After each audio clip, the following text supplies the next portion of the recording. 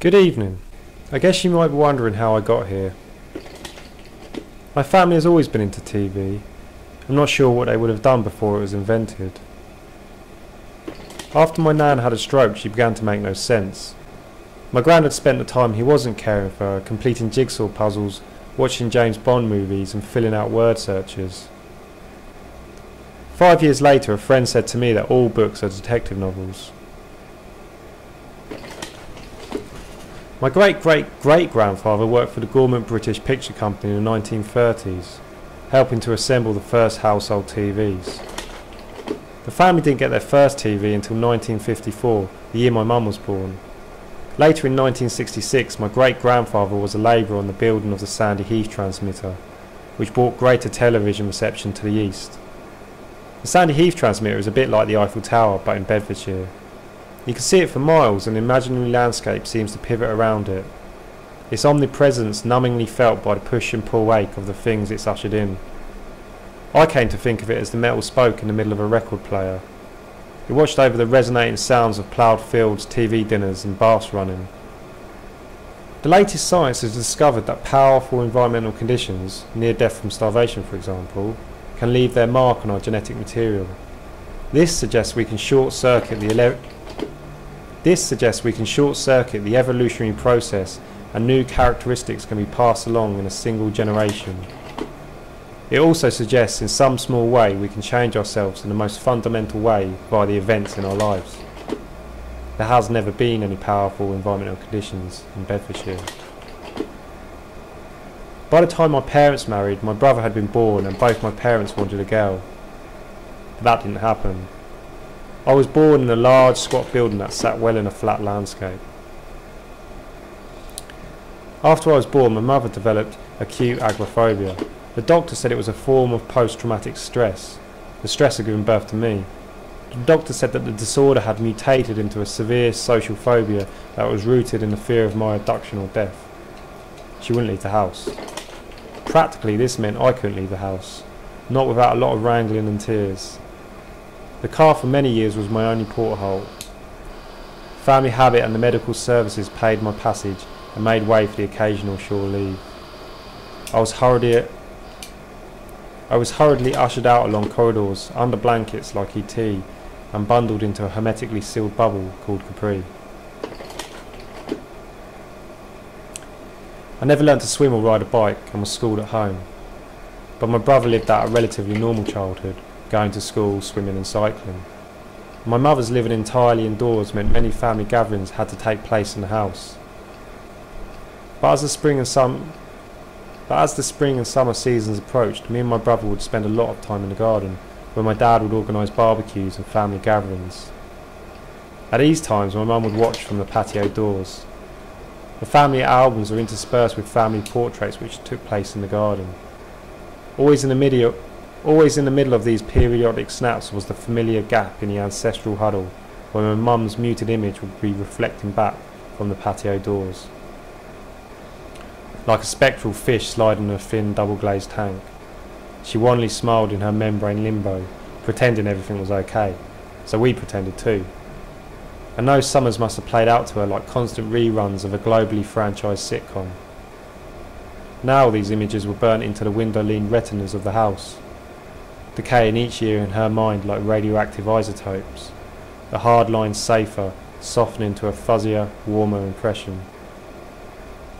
My dad eventually put a flower bed in, as a roundabout and half-hearted way of coaxing her out. I know I don't look it, but I'm 33. I started lying about my age 4 years ago. The apple never falls far from the tree is a nice pastoral analogy of the molecular careerings of genetics, dreamed up before genetics were fully understood. People often use it in a negative context to smooth over or cursorily explain misdemeanours. My job in the house was to water the plants. Bringing nature into the home has had its downside for my family. In 1993, our cat grew accustomed to what we called the real Christmas tree and took to sleeping underneath it. One night the light in the hallway dimmed and flickered as we were eating in my nan's kitchen. On a quick scan of the rooms, we noticed that the lights on the Christmas tree had gone out. Nothing uncommon there, and we thought maybe a bulb had blown, and so we left it. After a few days of meat piling up in the cat's bowl, we decided to take her to the vet. As it turned out, the cat had chewed on the wires of the fairy lights and horrifically burnt its whole tongue out. The vet told us the cat could survive, but would need a lot of intervening care as it was no longer able to groom itself or drink. My mum decided to get it put down. We buried it in the garden underneath the rehomed Christmas tree. Apples have played a formative role in my development. On my first night out in town, I got so drunk and cider that I forgot my own address, and I stacked up a £67 taxi bill, whilst I repeatedly failed to direct the driver to where I lived. The driver also demanded another £30 to get his car cleaned after I was sick in it. To pay the driver, I had to steal the money from my mum's supposedly secret funds, which I knew were inside an empty Ghostbusters video cassette. I enjoyed the experience though, and have been stealing ever since. My dad once told my mum he got lost in Germany for 3 days, and that's why he was late home.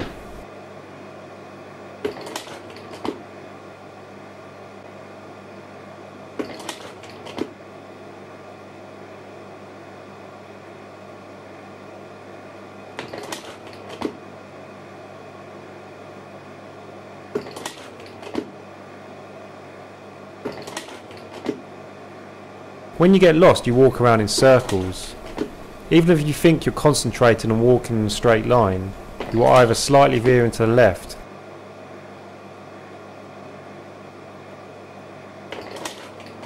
or right. Without any significant environmental signs to read, we all end up walking in circles. Most dead hikers are found within a mile, if not 100 metres from where they got lost.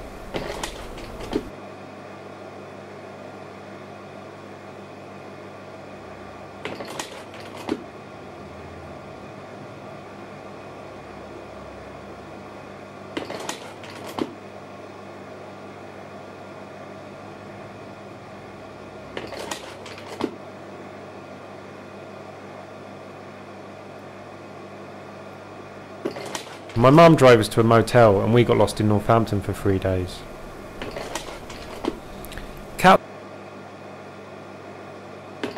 Cats often take themselves off to die or give birth. Some just get bored or find better places to eat. Lost is a tentative anthropomorphism declared boldly in hope. I once lost my teddy bear in the forest on a walking holiday to the upper Rhine Valley. I cried that Paws was lost, but my dad just said it was mushy relativism and to shut up. People often say things like, such and such changed my life, and after that things were never the same, and you immediately gloss over. Clichés are ingrained ways of bypassing mechanical thought to arrive at something poetically bespoke. This verbal short-circuiting has all the more weight and power because of its succinct poetry. But somebody somewhere once went through the hard mechanical process of original thought to hammer out these truisms for our benefit. The true success of an idea can be measured in its failings as a hackneyed glib repetition. My dad's side of the family there is an older half-sister of his, my aunt, who can speak in tongues. When we visited her flat in Coventry, she would never be able to produce a rendition when asked, as though to be able to do it on demand was to admit some part in an earthly artifice. Maybe 30 minutes later, after a cup of tea or watching a TV programme, she would sit back in her armchair and close her eyes. A guttural slapping of sounds emerged from her throat and rolled along like a ceremonial steam engine. Her duvet eyeballs rolled around restlessly under their covers. After it was over, we would give her a clap, which she didn't seem to mind. Living as I did in the house, many of my social acquaintances were with the stray animals my dad brought home, and which we as a family adopted.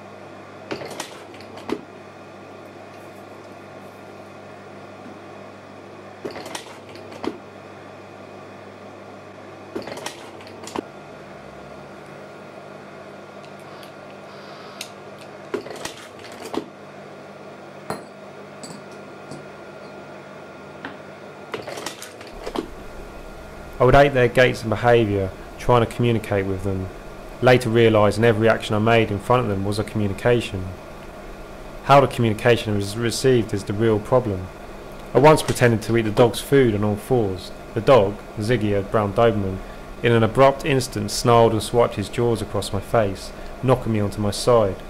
My instinctive reaction was to laugh at this absurdity, while the dog whimpered backwards. The laughter naturally turned into tears when my mother ran into the kitchen screaming. The dog had caught the top of the right side of my face and spun me to the floor. This force had torn a small slit into my cheek, running across to my ear, which was now half hanging off. I had to have plastic surgery. As I was only 4, I grew into the scars. After the incident, I wouldn't let anyone cut or barely even touch my hair. The initial sense of vulnerability around my ears, coupled with the self-consciousness of my scar, meant my mum let my hair grow out. But this soon turned into a fixation. As a result, my long blonde hair would gradually conspire to tangle like the colluding cables of the TV and VCR. My hair intermittently riddled with balls of permanently matted hair, which resembled fibrous constellations and were full stops for the comb. When things got really bad, one half of my hair would gather up like drawn curtains, and my mum would feelingly snip at it whilst my dad reluctantly held me to a chair in the kitchen. At the time, a neighbour contacted the social services about the, and I quote, feral looking child running around the estate like the offspring of a family of cave dwellers. I didn't like wearing trousers at the time either. Puberty coincided with the move into upper school.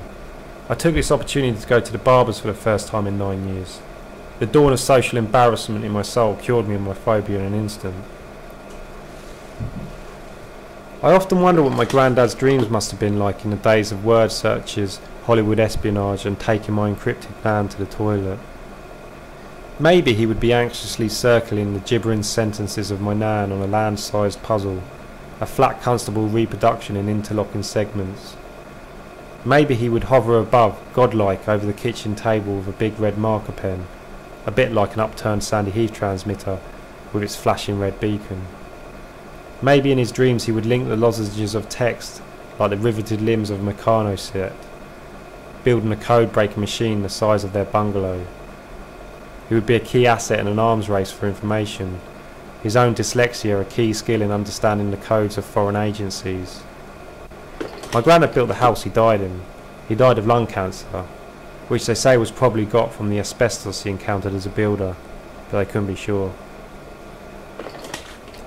I would watch the changing of seasons through the front door keyhole.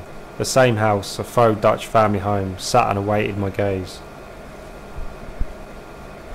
There is a thing called the suprachiasmatic nuclei in your brain, and it helps maintain a 24-hour body cycle, a bit like an internal clock.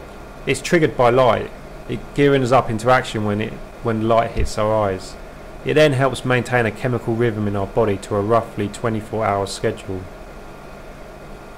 When I need to go to the toilet in the middle of the night, I try to keep my eyes squinted and I don't ever turn the lights on.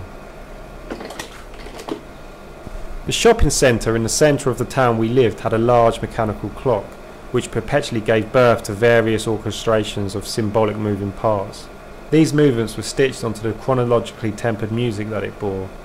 The magic clock.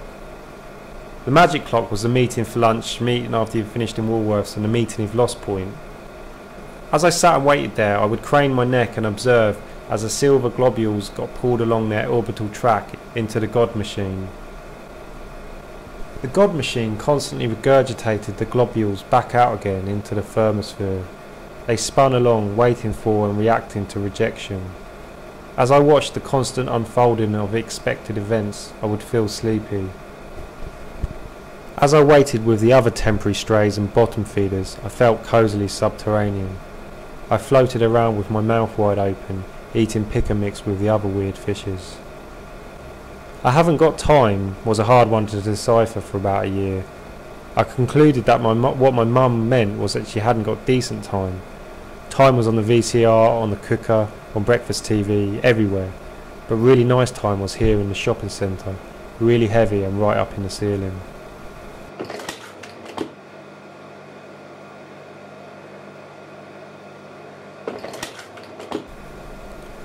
I went to live with my great aunt in Lewisham. She was a member of the local theatre group.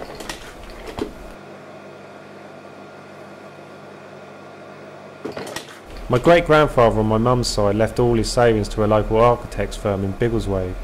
He had commissioned them to build a church, even though he had never been to church in his life. Strangely, he requested it be built in the style of the 18th century American Gothic churches he'd seen in cop shows and melodramas. As a folly, it gets quite a few tourists and enthusiasts, even from overseas, but it's never taken off as a church, as many locals find the foreign architecture incongruous with their faith. So Biggleswade Council have turned it into a community cafe called Houghton House, after my great-grandfather. Apparently, the architect's plans were signed off years before his death. With the laying of its bricks went the family's wealth. My granddad felt it was a last and everlasting dig at him for becoming a devout Christian after watching It's a Wonderful Life in 1946. I took my first girlfriend on a date to Houghton House and told her the story. She didn't really believe me, and I got a reputation as a bit weird at school for a few terms. When you've been using the digital control and then you pick up the TV control to turn the volume up, and the digital channel still changes, is the TV confused? This was how we communicated. I was funny when I wasn't being funny.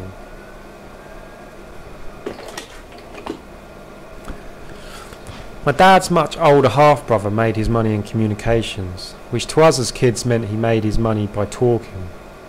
Like a snake charmer charms a snake from a basket, our uncle would whisper coins out of the back of settees.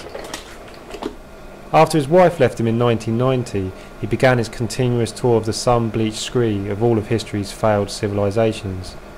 My mum told me my aunt left my uncle because of a breakdown in communication. My aunt was a forceful character who had a passion for hosting dinner parties. She would sometimes put on an intricate spread for dinner just for the two of us. My aunt would take me into town, as she called it, and we would go to the National Gallery. My first grown-up painting, as my aunt would call it, was of my uncle when he was a younger man. He said he liked it, but I thought the eyes were too close and the lips too narrow. I never liked it as I couldn't look at it and imagine my uncle being able to speak. It didn't represent a man of communication. My aunt managed to persuade Lewisham Council to exhibit some of my paintings for my first solo show. Each week my aunt would give me some book on art that she'd found in a charity shop. Turner, Constable, Canaletto, the Impressionists, Fauvism, Cubism. I would imitate a style of a painter for a number of weeks, give up and then move on to the next one. Cousins in America started commissioning me to do portraits of dead relatives. Once I'd sent them the painting, they would send me back a photo of themselves standing with my painting, like a family reunion, the living with the pastel fixed avatars of the deceased. My aunt died in my first year at university. I made this sculpture called The Last Supper. Secretly it was a memorial to my aunt and her love of hosting and food presentation, which by then I understood was her way of channeling her creativity and avoiding things outside of it. By rearranging her domestic stage, she would put together the language of the everyday into new fables of opulence and decadence. She was killing the white whale of London, whose indiscriminate and insatiable appetite presented nothing but an automated and fruitless reality to her. She was killing it, carving up its blubber and serving it as jelly rabbits and wobbly cathedrals, remystified in a world that was all too clear if you didn't squint your eyes. She used to tell me to squint my eyes when looking at the works of great masters. My nan's mother was dumb. She occupied her restless, unemployed tongue by continually poking it out of her lips. She always coincided our family visits with the invitation of her friends in the village. The friends were the ones she grew up with and who she knew before she became dumb. She would use us as her mouthpiece to keep the friends entertained that she could no longer entertain single-handedly. As we conversed freely with her friends, chewing the words of chaotically drifting subjects like the art of squidging slugs in your fingers, how to string beans, why cats like boxes, or whether you can be a ghost if you get cremated. She would sit there leaning forward slightly, nodding as though she was giving a gentle headbutt to the free-flowing words, hammering them into some sort of shape. We served the words up and she engraved them into the communal plate.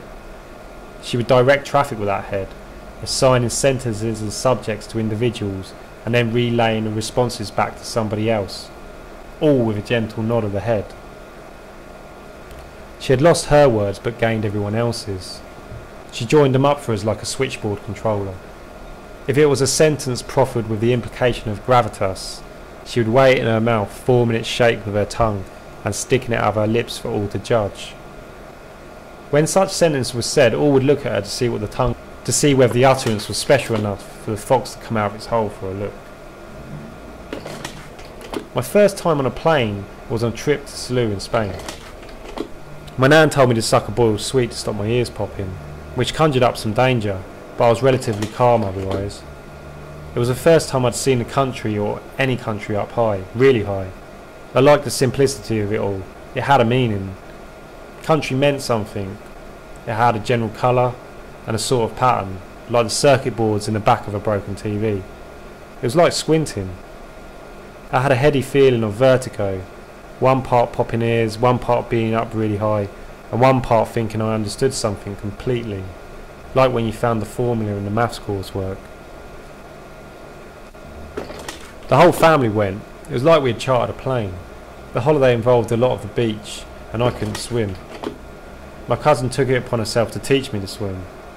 I quickly realised the beauty of having such a large family. Anonymity.